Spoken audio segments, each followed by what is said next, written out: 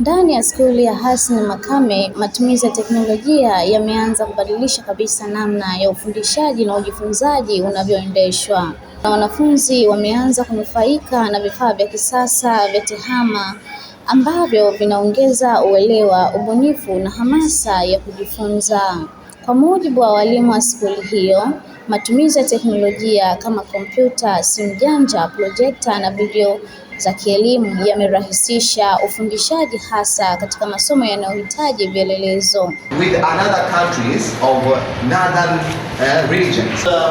Kwa jina naitwa Mr. Hamis Mohamed Hija, ni miongoni mwa walimu ambao wanasomesha somo la kompyuta katika skuli ya sekondari ya Hassan Makame.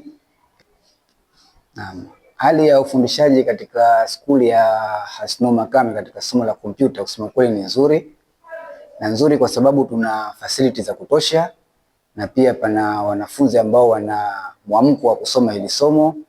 Kwa hiyo ukijumlisha yote hayo unakuta kwamba performance pamoja na nguvu ya walimu katika kufundisha hili somo inakuwa ni nzuri. Mbali na walimu, wanafunzi wa skuli ya Hassan Makame nao wameeleza kufurahishwa na matumizi ya teknolojia katika masomo yao. Zainab Haji, mimi ni mwanafunzi wa kidato cha pili katika skuli ya Hassan Makame Secondary School.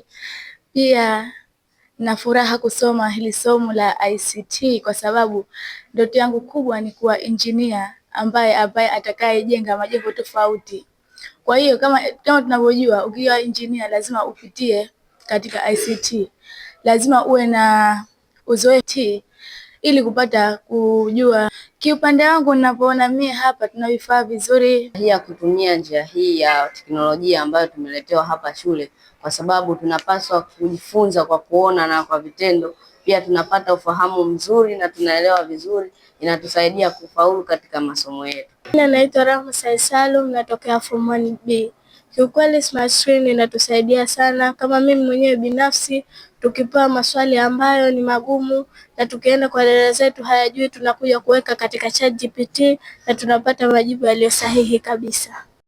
Mwalimu Arafin Suleiman Masumbuko ni mwalimu wa Hassan Makame kwa masomo ya physics na mathematics. Tupo darasa la form 1 kwa lengo la kuweza kuwasomesha physics vijana ili waweze kuifahamu vizuri zaidi na waipende.